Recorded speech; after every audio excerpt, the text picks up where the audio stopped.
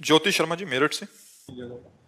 महाराज जी, भक्ति राधे करके राधे। भगवत प्राप्ति जीवन का लक्ष्य होना चाहिए या भक्ति जीवन को सरल बनाने का साधन समझना चाहिए? नहीं, साधन सरल बनाने का नहीं है। सरलता तो एक गुण है भक्ति का। संपूर्ण भक्ति सरलता थोड़ी।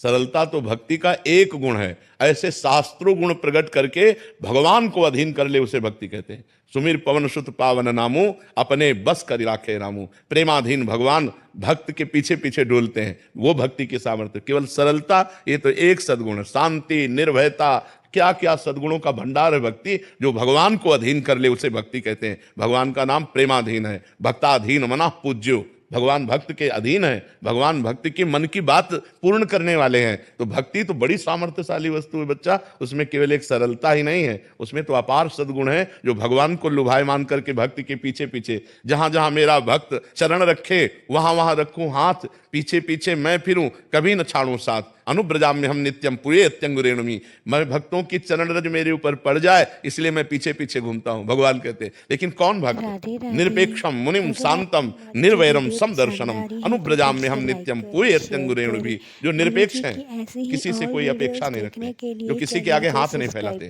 भक्त कभी किसी से पैसा नहीं मांगेगा। अगर वो पैसा या अपनी किसी बात की फीस लेता है तो वो भक्त नहीं है, वो व्यापारी है।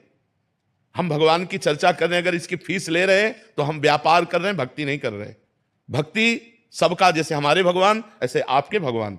हम भगवान की चर्चा कर रहे हैं, इसी यही हमें आनंद मिल रहा है। ये हमारा सौभाग्य कि आप सुनने के लिए आए हैं। यही हमारी फीस है कि आप बैठकर सुनिए और सुनकर अपने आचरणों में उतारिए और आप भी भगवान के बनिए।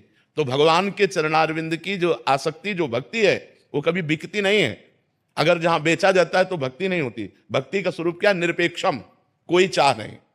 जिसकी कोई चाह नहीं, अगर चाह रखता है तो भक्त नहीं। जिसकी चाह मिट गई, चाह मिटी चिंता मिटी, मनुआ बेपरवाह, जिनको कछु न चाहिए वो साहन के सा। वो सहनशाह भक्त होता है जिसकी चाह जा ही न चाहिए कबो कछु। तुम सन सहज सने बसो निरंतर तासुर, सो राउर निजगे। निरपेक्षम, किसी की अपेक्षा नहीं। और मुनिम, हर समय जो मंत्र का मनन करता रहता है, शास्त्रों का मनन करता रहता है। शांतम, चाहे अपमान की स्थिति हो या सम्मान की स्थिति हो, जो शांत रहता है, किसी भी परिस्थिति में अशांत नहीं रहता।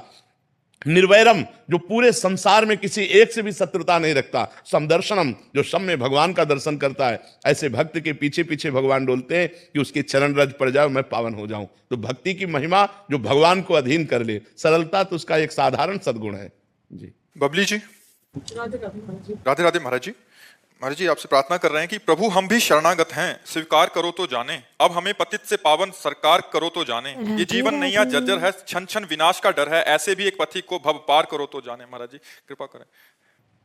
तुम राधा राधा हर समय उच्चारण करो, जो पद में लिखा है वो हृदय में आ जाए।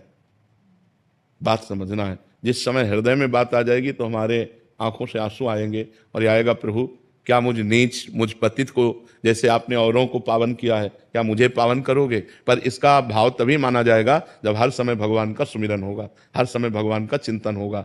बहुत अच्छे भाव है।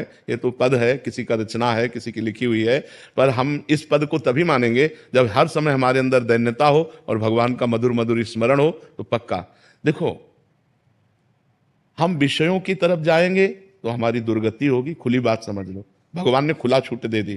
और हम भगवान का भजन करेंगे, हमसे कुछ गलतियां हो रही तो क्षमा हो जाएगा और हमारी सदगति होगी। भगवान का भजन करने वाले की दुर्गति हो नहीं सकती। हम प्रार्थना करें या ना करें, खुली बात समझ लो।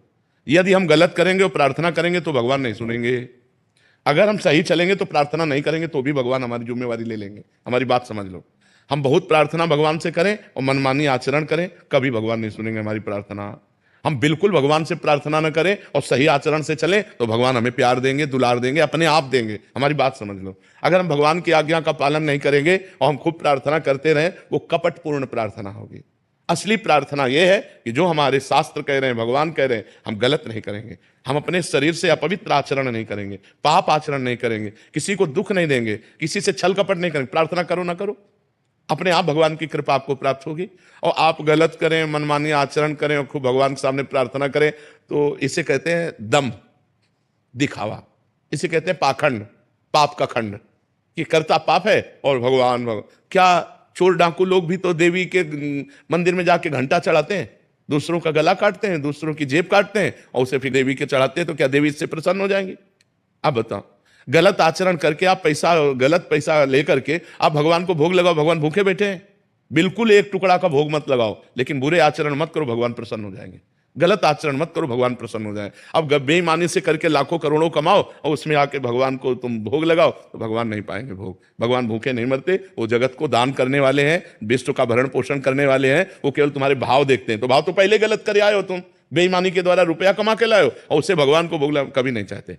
तो हम प्रार्थना भगवान से करें, लेकिन प्रार्थना के साथ ये भी ध्यान रखें कि हमारे आचरण सही होने चाहिए, हमारे द्वारा किसी का गलत व्यवहार नहीं होना चाहिए। और हम खूब नाम जप करें, तो प्रार्थना करो या न करो, भगवान आपका जिम्मेवारी अपने आप ले लेंगे। वो सब मम प्रिय सब मम उपजाए, सब भगवान के लाडिले हैं, सब भगवान की दृष्टि में है, सब भगवान के द्वारा ही प्रकट किए हुए, सबको देख रहे हैं भगवान। गलत आचरण करो, प्रार्थना करो तो नहीं सुनी जाएगी, सही आचरण करो, प्रार्थना ना करो तो भी आपकी जिम्मेवारी भगवान ले लेंगे। भरत जी चंडीगढ़ से। राधे राधे महाराज जी। महाराज जी, शील प्रभुपाद जी को मैंने अपना गुरु स्वीकार किया है। महाराज जी, शारीरिक रूप से वो तो अभी संसार में नहीं है, तो क्या मात्र उनके उपदेश का पालन करके और हरे कृष्णा महामंत्र का जप करके भगवत प्राप्ति का मार्ग प्रशस्त हो? हाँ, हो सकता है, हो सकता है। भगवान नाम में अपार सामर्थ्य है और संत महात्मा अंतर ध्यान जरूर हो जाते हैं, पर उनकी वो सत है ना, तो उनकी सत्ता है, कभी अभाव नहीं होता। ना सते विद्यते भाव, ना भाव विद्यते सता। असत का कभी भाव नहीं है और सत का कभी अभाव नहीं है। सत हर समय विराजमान रहता है। तो सत्संग, जब हम किसी महापुरुष का अपने हृदय से प्रिय भाव से वर्ण कर लेते हैं, जैसे हमने रामकृष्ण परमहंस जी को वर्ण कर लिया, उड़िया बाबा को वर्ण कर लिया, किसी भी महापुरुष, तो वो सत महापुरुष हैं, वो थे, हैं, रहेंगे। त्रिकाल सत होता है, सत्य त्रिकाल सत होता है। तो हम अगर प्रभुपाद जी को गुरु मान करके और महामंत्र का जप करें तो हमारा भगवत मार्ग प्रशस्त हो जाएगा। पर साथ में गलत आचरणों का त्याग करें। अगर गंदे आचरण करते रहे और भजन भी करते रहे तो हाथी के स्नान जैसा होगा। जैसे हाथी स्नान किया और अपने ऊपर धूल भर के डाल लिया तो उसका स्नान व्यर्थ चला गया। ऐसे ही यदि भोगों में, गलत आचरणों में, मनोराज्य में मनमानी आचरणों को करते रहे आप और भजन भी करते रहे तो आपको अनुभव में नहीं आएगा। यद्यपि भजन व्यर्थ नहीं जाएगा, आगे चल करके आपकी उन्नति होगी, लेकिन वो आगे चलना अनेक जन्म संसिद्धेश, पता नहीं कितने जन्म ले लेगा। अगर इसी जन्म में आनंद लाभ करना है तो भोगों को छोड़ना होगा, गलत भोगों को छोड़ना होगा। जैसे काम वेदना आ रही, अपनी पत्नी का संयोग समय धर्म के अनुसार करे तो पाप नहीं है, लेकिन वही काम वेदना यदि पराई स्त्री की तरफ गई तो वही पाप बन जाएगा। तो पाप आचरण से बचे। हम धर्म के द्वारा धन कमा रहे हैं, उससे हमारे परिवार का पोषण हो रहा है, ये भजन करो तो लाभ मिलेगा।